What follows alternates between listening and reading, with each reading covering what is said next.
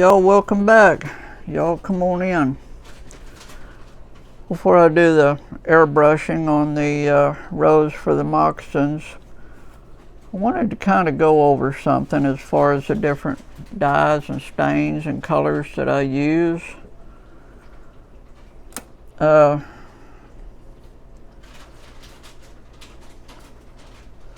one that I use primarily in my airbrush is the Fiebing's, the Pro Dye. And the reason why I use that is because it is not a water-based stain. It will penetrate, and it just seems to stay with the life of the project a lot better. But for the adults that are working with children, rest assured, I'm not going to leave you out either. But I want to strongly encourage, I'm going to demonstrate both of them. I want to strongly encourage the adults that are working with children to start off with a color base or a water-based stain. And the ones that I like to use is from Tandy. There are others available, but the one that I prefer is called the EcoFlow, the Kova color. It is a water base, and as you can see, I've already got some on me. But what I wanted to demonstrate is the reason why I use an airbrush as opposed to the water-based stains, or the water-based colors rather, is the water-based colors do not seem to last as long. They don't seem to quite have, I've found anyway, they don't seem to have quite the lifespan of the project as what your permanent dyes do, like your Pro Dyes from Fiebing's.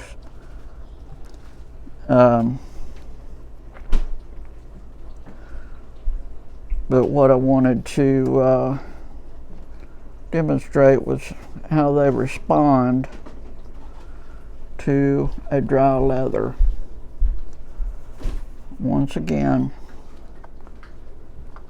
I want to stress emphatically that this is dry, unsealed leather.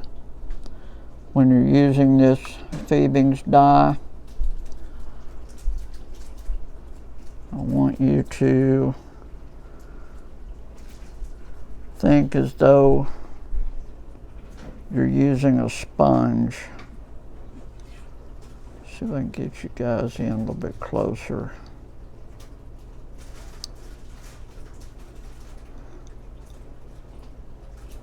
And I'm using my new camera, so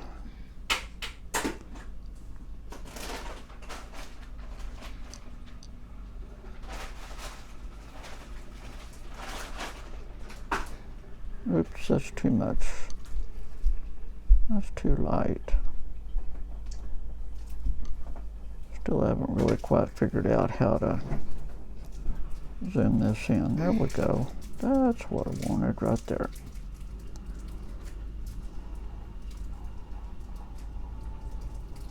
Okay, I'm zoomed in all the way. Let's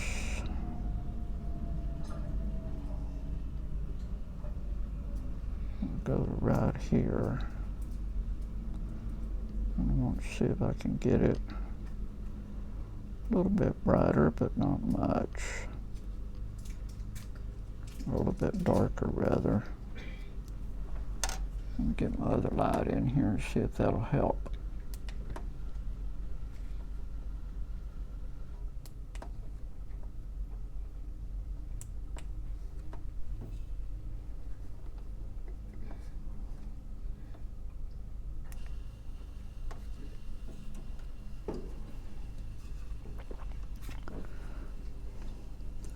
But I want you to see the difference.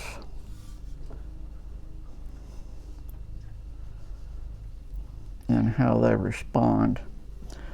What I want to try to demonstrate here is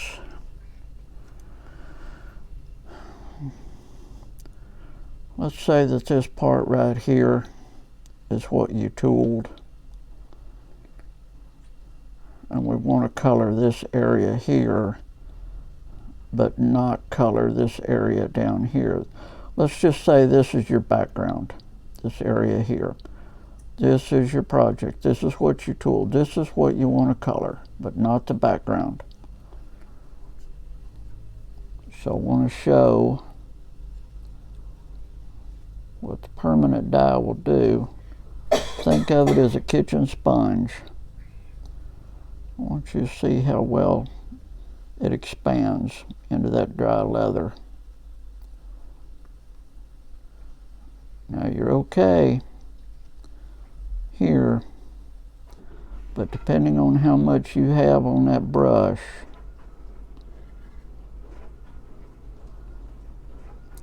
if you even touch your background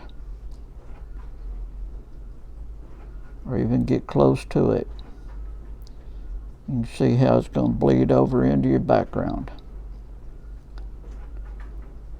That's why when I'm using these colors or this particular dye,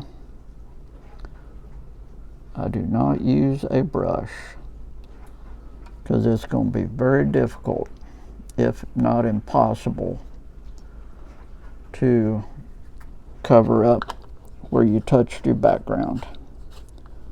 Whereas an airbrush,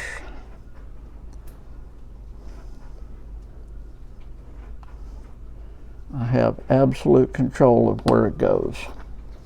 But when you're dealing with kids,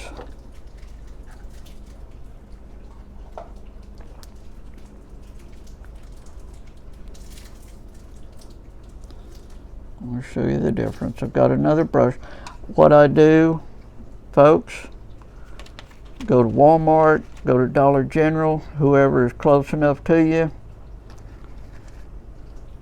and get you a pack of just these cheap, I mean super cheap disposable brushes. I think you can get 1,000 of them for a couple of dollars. What I want to do now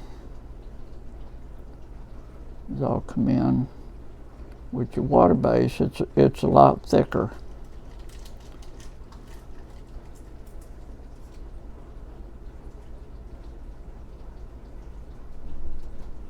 Using a brush, I have much better control over it. It will soak in, but you can see I can take the edge of the brush and I can come along and I can get the edge of it. Very, very little, if any of it, will go into your background.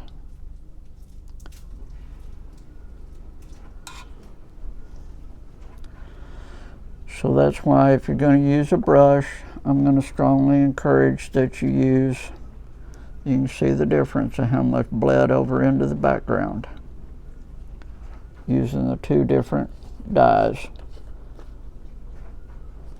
Now if you're using a water base, rest assured,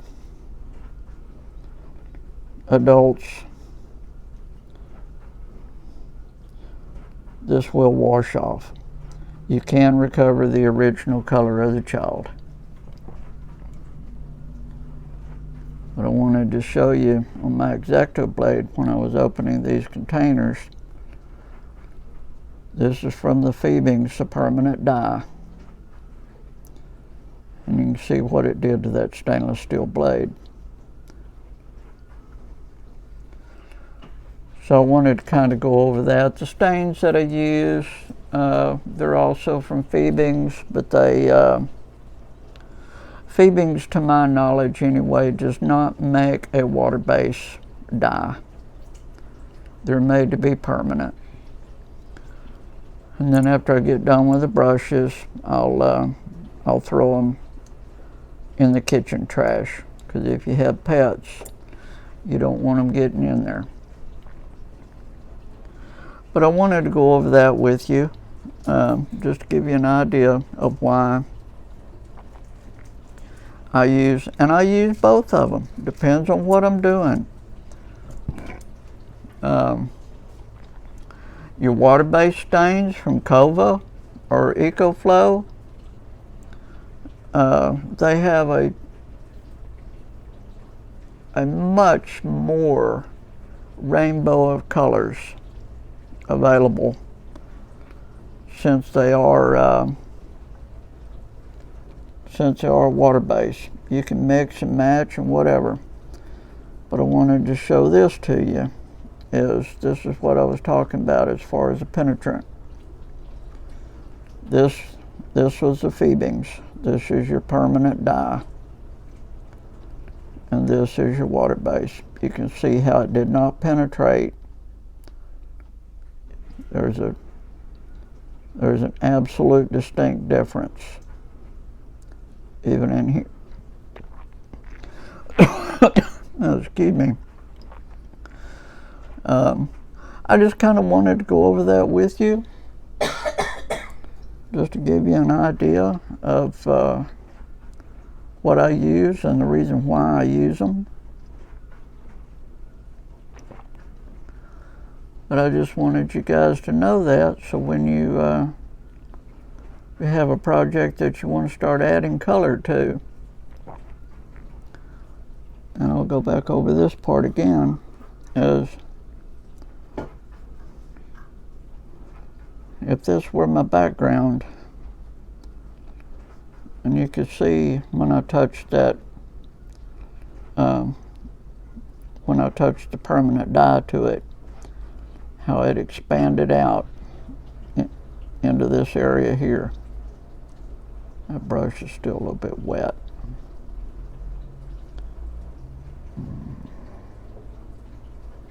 I'll try using the tip, my X-Acto knife here. But you can see how it's wanting to kind of spider web out into that dry leather. And it is just a bugger to try to get it to cover up and hide. You have to use an even darker color than in order to hide that. Right here, I'm going to have to go to either the darkest brown that I have or even a black. If I try to use a lighter color, it's just not going to. That red's going to show through. So like I said, I just kind of wanted to go over that. So it's going to be a short video. I'm going to be, the next one I am going to be using the airbrush. And I'll be using the permanent dye. But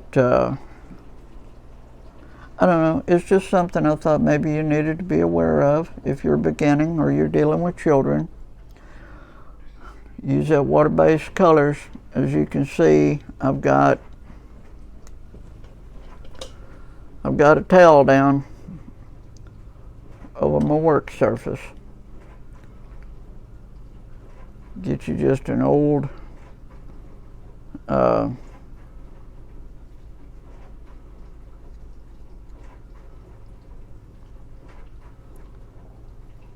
bed sheet, whatever, and put it down. Something that you're not ever going to use for anything else ever again. And that's what I use. You can see some remnants of some stain in there. I guess what I'm trying to say, permanently mark the sheet or towel or whatever instead of your work surface. But you can see even on my work surface when I was doing a belt, you can see I got some black dye on it, and it's there forever. I can't get it back.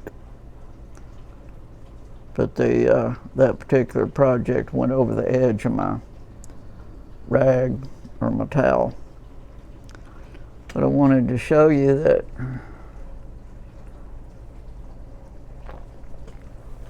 let me back up so you can see all of it. But this cat that I did was from 6 different patterns that were overlaid on a full side of leather. It took me about 2.5 years to do that. But all of this coloring was done with an airbrush. But I wanted to show you, if you're using an airbrush, how you can blend it and feather it. Get your shadows. Now I got a little bit overzealous with the black on it, but I was still pretty young. But you can see on his neck and stuff there, the tongue and all of that, little whiskers and all of that. But that's a real good example. All of that was done with an airbrush. You can still do it with a regular brush, but it's not, you're not going to be able to get it to blend quite as good. So anyway, that's before I do the roses on the moccasins.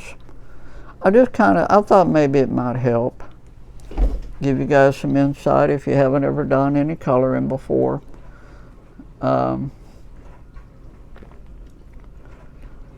Give you some insight as to what I do. This is how I do it. So anyway, with that, Judy and I we always like to end, don't be mean. If you're not willing to treat Jesus that way, then let's not treat each other that way. We're here to have fun, hopefully learn some things, and make some stuff. So hopefully in the next couple of days I'll be able to get the airbrush out, and we'll color the roses and the stems and stuff. I'll go over the shadowing and how I do it and stuff like that. So until then, we'll see y'all on the next one. Adios.